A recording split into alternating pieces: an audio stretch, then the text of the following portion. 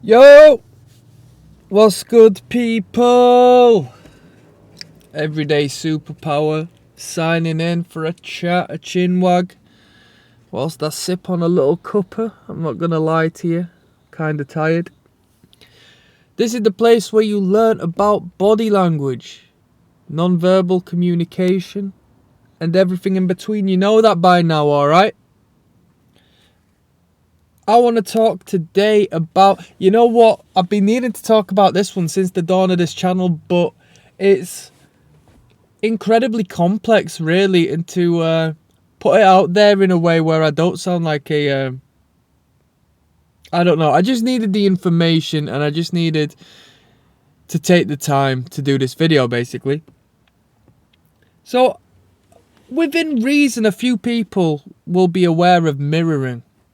Okay, now this can be utilized consciously as a form of building rapport with someone, although it's a little bit, I find it uncomfortable to do consciously. I won't go out of my way to do it because I know I'm putting it on and I'm too busy in my head thinking, do they know I'm putting it on? So I just don't do it. But subconsciously, honestly, mirroring happens between two people who are in tune with one another. It works very well when it comes to attraction, and it really is a telltale sign of attraction, to put it plainly. So mirroring is when two individuals, maybe more individuals, maybe a whole crowd of individuals, behave in the same manner. All right. The proper term for it is isopraxism, yeah, which is Greek. I believe it's Greek for same behaviour. You tell me if we've got any Greeks in today, alright? So, let's have a think.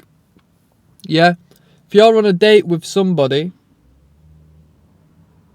and initially you might be a little bit jarred, a little bit, getting to know someone a little bit, not necessarily uncomfortable, but when we've spoken on the familiarity principle and so forth, not necessarily too familiar with the person who's sitting there with you, so, you might not be as comfortable, especially, on a subconscious basis. You're just probably not as comfortable purely as your survival mechanisms. Like, bloody hell, we're letting this person a bit too close.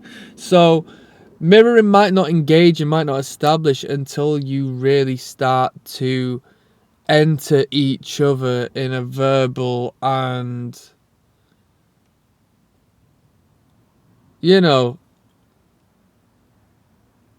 connective communication way. When you start to synchronize with one another, as I say something and then you say something and I respond and then you engage and then I say, I'll go get the drinks because you got the drinks in last time. And have you seen how we're starting to become a bit of a flow, a back and forth, a yin and yang, transactional, feminine and masculine, yeah? So naturally our bodies start to mimic one another.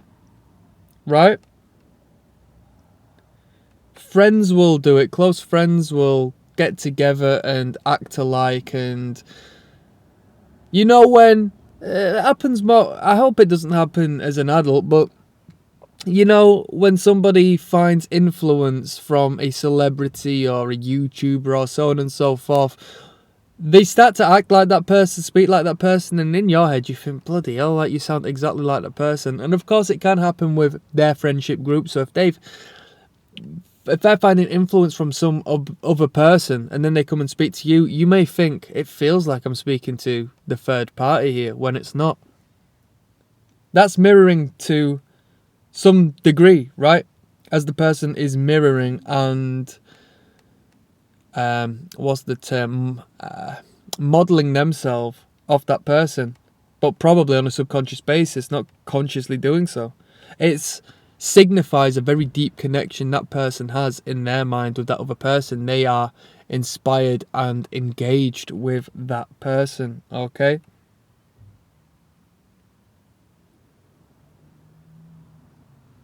It's a natural form of rapport found in the animal kingdom.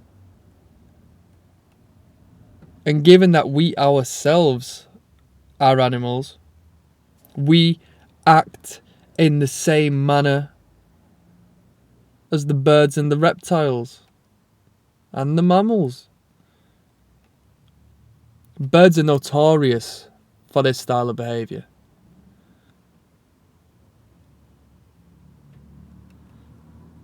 You don't have to be engaged with another individual for mirroring to take place. So if I'm in a coffee shop, which as I've recommended as far as body language is concerned, they are, in my opinion, one of the best places to learn. Some people say airports, but I don't spend a lot of time in airports, so I can't tell you, because obviously you see a broad array of feelings and emotions and all sorts in airports. But I like to spend time in coffee shops as I'm reading and as I'm just spending, some downtime, and they're great places to observe these behaviours.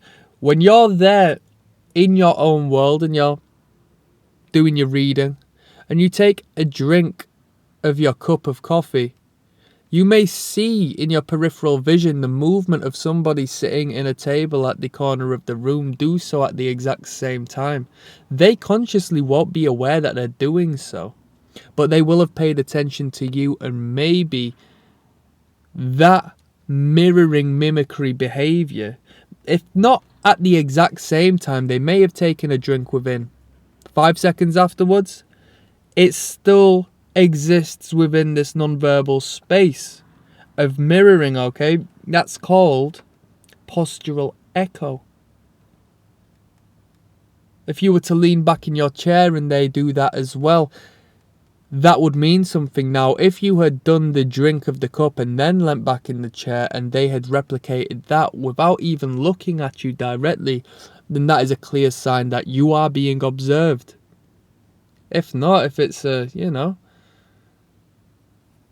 let's be real, they could be sexually excited by you, okay? Attraction versus repulsion. Why would we look at somebody we're repulsed by? Out of fear they'll see us giving them attention. We ignore what we find ugly for the most part. We find distaste in what we find ugly. Unless it's, sorry to be brutal, but if you are a shockingly ugly person, you may garner some attention, but for the most part, people have this uncanny valley sort of effect of not wanting to look at those whom are ill or really bad looking, not only to not attract attention, but as a mirror of what they could become or be,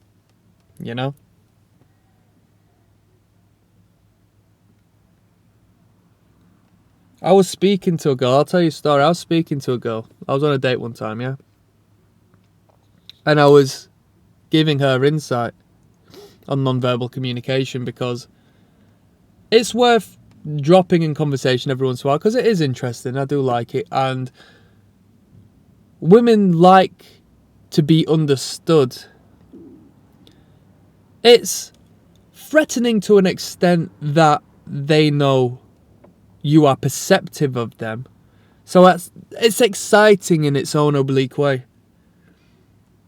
But it's also great to have somebody tell you about you, whereas the other dates they had been on prior, perhaps, or past relationships, that individual hasn't understood them. And so I was literally speaking of mirroring during this conversation, and I said, so what happens is this, that, and the third. Tends to start with the feet, or if anything, the feet are the most honest body part, and we looked beneath the table and saw both of our feet angled in the same position. And it shocked her, but to me it couldn't have been better. It was absolutely perfect. Whilst on a train, I was sneaky, right? Because it was a tight environment, tight carriage, a lot of people in there. I was getting by doing my thing, and I go out of my way consciously to give my nose a good rub. Yeah? To give it a good intentional rub and see if anybody follows on. So you can do this yourself, alright? I mean, you could do any sort of contortion of the body or behaviour, but I like to rub my nose, evidently, to see if anybody follows on. And I started a chain of behaviour in the carriage as to where I itched my nose, someone followed, whomever was observing that person followed.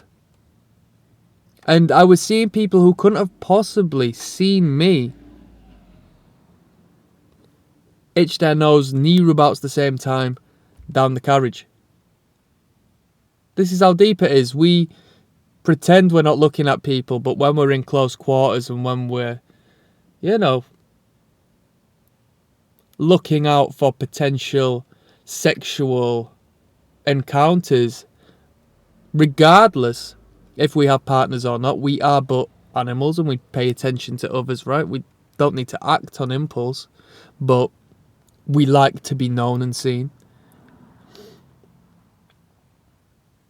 You'll be able to test this stuff out. Most commonly, when I think of mirroring, I think of taking a drink from a glass. So this is a very common one, or one of the more evident symbols of what I'm trying to get across. Have you ever taken a drink and then the person has more or less reached for the glass at the exact same time and taken a drink? Almost in unison, if not a moment after, like a reminder you've sent to them that they're thirsty and need a drink? Have you had that?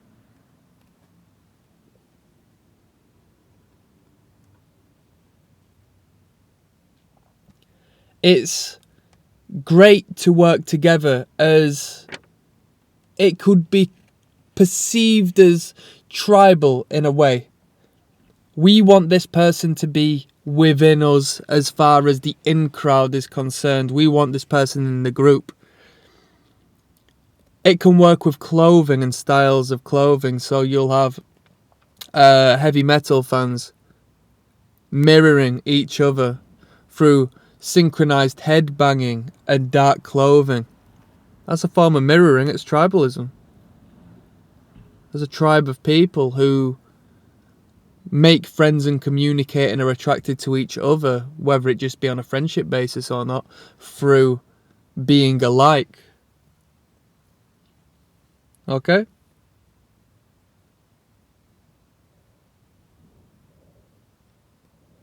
It's reassuring psychologically to our mind. It's why workplaces will have uniforms. I mean, it's good to have a uniform to represent the organisation, but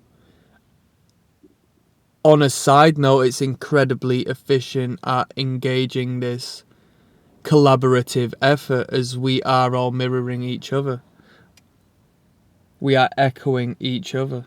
And when we echo each other's behaviour, when everybody's working, we can enhance that work rate, unless there is a detrimental culture within the organisation.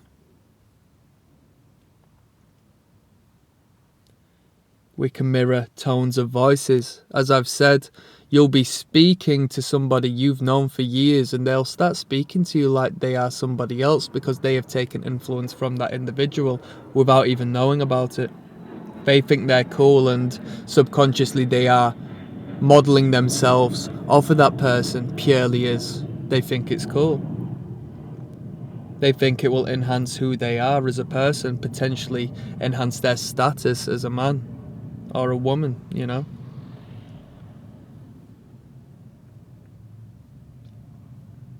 When we mirror others, such as when I spoke on the coffee shop example, we are stating, maybe not consciously wanting to do so, as we might be busy or we might not need this to happen, but we are stating, I am alike you, you can feel free to engage with me. Okay? Biologically, that's what it speaks. We can move on things further because we are in harmony.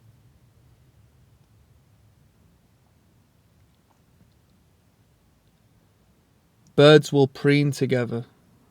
Have you ever passed a lake and seen the ducks in unison cleaning their feathers together? That's mirroring.